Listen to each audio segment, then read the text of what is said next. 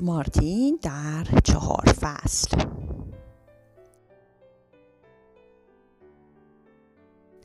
برای سال نو یک هدیه قشنگ به دست مارتین رسیده است. این هدیه زیبا تقویمی با تصاویر رنگی است که پدر بزرگش برای او فرستاده. ژان برادرش میگوید چه تقویم قشنگی، اونو روی دیوار آویزون میکنیم. آیا میدونید در تقویم مارتین چند ماه وجود دارد؟ در تقویم مارتین 12 ماه وجود دارد. اولین ماه ژانویه نام دارد و سال نو با اولین روز آن از راه میرسد. در آن روز تمام خانواده دور درخت نوئل که چراغانی شده جمع می شوند. مارتین میگوید پدر و مادر عزیزم، سال خوبی براتون آرزو می کنم و برادرش ژان اضافه می کند همراه با یک دنیا شادی. یکدیگر را می بوسند، هدایا رد و بدل می شود، مارتین 1 ساعت مچی می گیرد و ژان کفش اسکیت بازی.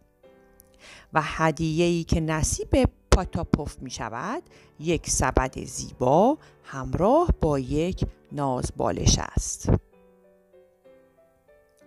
ماه فوریه 28 روز بیشتر ندارد. فوریه ماه دوم سال میلادی عجله دارد تا زمستان هرچه زودتر برود. اما زمستان خیال رفتن ندارد. برف میبارد. قندیل‌های یخ که از ناودان‌ها آویزان شده اند در نور آفتاب می‌درخشند و گنجشک‌ها غمگین و مفلوک هستند.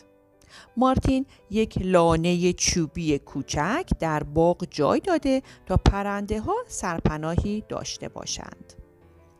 پس از فوریه ماه مارس از راه می‌رسد. این ماه بهار است. سارنگ پرنده بهاری بی خود و بی جا سود می‌زند، زیرا بهار همیشه دیر می‌کند و هنوز از راه نرسیده. با این وجود باید عجله کرد تا باغچه آماده شود. مارتین همراه با برادرش ژان تخم سبزی ها را می‌کارد. باغبانی کردن چقدر مزه می‌دهد. اگر پاتاپوف به کندن زمین ادامه بدهد همه جا را سوراخ می‌کند و باید در لانه‌اش بسته شود. اما چه خبر شده؟ صدای ناقوس‌ها در شهرها و دهکده‌ها را می‌شنوید؟ این ماه آوریل است که دوباره از راه رسیده. پرستو میگوید من بهار رو دیدم. کوکو اضافه میکند بهار توی جنگل کوچیک از راه رسیده. تخم مرغ‌های عید پاک چقدر بزرگ هستند. تخم مرغ‌های شکلاتی و شیرین برای مارتین، برای ژان و برای تمام دوستان کوچولوی آنها. باغچه مارتین شکوفا شده است. یاس بنفشه میگوید ببین من چقدر خوشبو هستم. گل مروارید روی ساقه‌اش بلند می شود و میگوید ببینین من چقدر بزرگ شده‌ام. گل پامچال میگوید آفتاب چقدر برای ما لذت بخش است. درخت سیب گلبرگ شکوفه‌هایش را مثل نوارهای رنگی زیبا بر سر باد میریزد.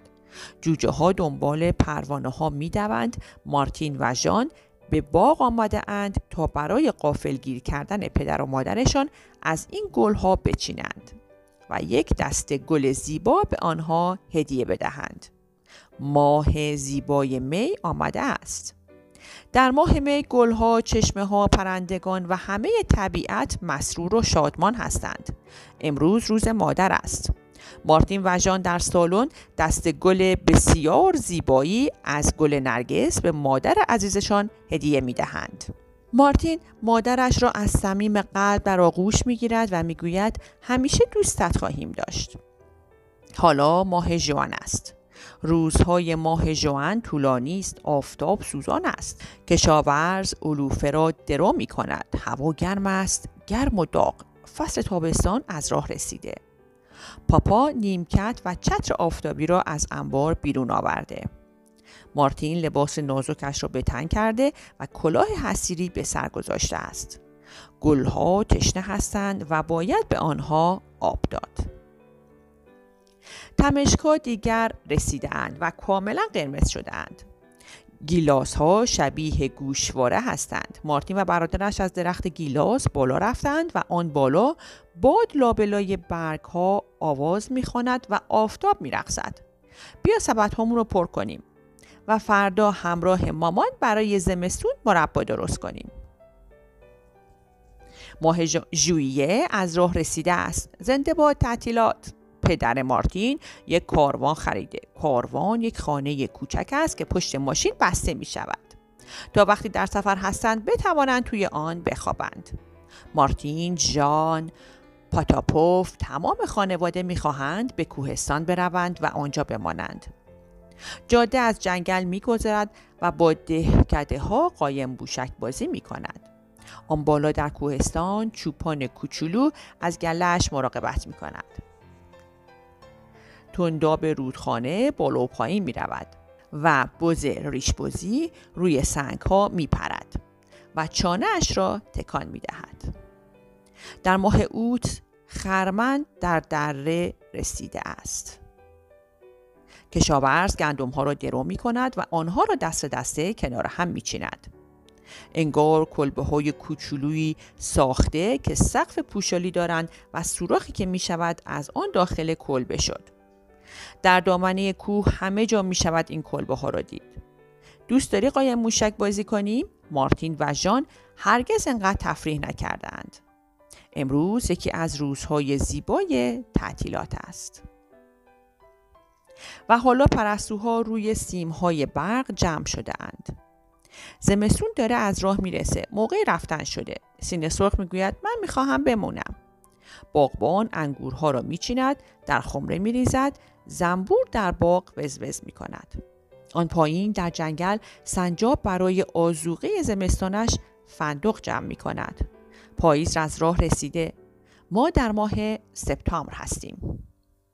خورشید که تمام تابستان درخشیده حالا خسته شده. این خورشید بود که باعث شد غنچه های بزرگ شوند، گلها باز شوند و گندم در مزرعه برسد. بدون آفتاب نه سیبی در باغ سیب بود و نه بلوطی روی درخت بلوط. خورشید حالا باید استراحت کند. اما برای بچه ها تعطیلات به پایان رسیده. مارتین و ژان به مدرسه برمیگردند.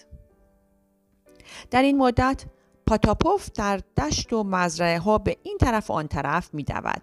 بلوط ها رسیدند و از درخت روی زمین می افتند. کشاورز مزرعه اش را شخ می زند. علف ها همه خیس آب هستند. کلاغ ها در شیارهای مزرعه می نشینند و قار کنان می گویند ما هم اومدیم. آنها مثل بادبادک هایی هستند که در هوا پرواز می کنند. پاتاپوف می گوید از اینجا برین. کلاغ ها با مسخره بازی جواب می دهند ماه اکتبر اومده. هنگامی که ماه نوامبر از راه می رسد باد با صدایی بلند و شدید می وزد. درخت ها تاب می خورند و برگ ها به پرواز در می آیند. مارتین و ژان مسیرهای بین باغ را جارو می زنند. مارتین می گوید من میرم از انبار شنکش رو بیارم. برادرش می گوید من هم گاری دستی رو میارم. پاتاپوف می گوید بذارین تو برگ ها بدویم، خیلی بیشتر مزه میده. محصول مزارع درو و انبار شده. پرندگان رفتند و زمستان که همه فراموشش کرده بودند دوباره برگشته. دسامبر از راه رسیده.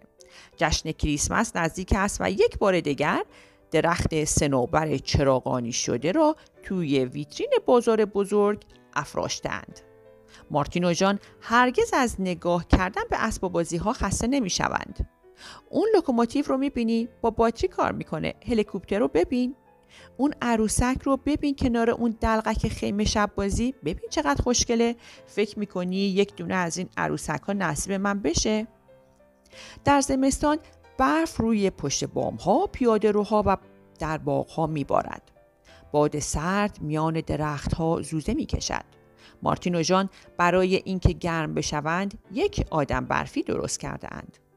کلاه سرش گذاشته شده و یک جارو هم به دستش داده اند. همه خوشحال هستند. سال جدید به زودی از راه می رسد. بهار دوباره آغاز می شود. آخرین روزهای تقویم در حال سپری شدن است.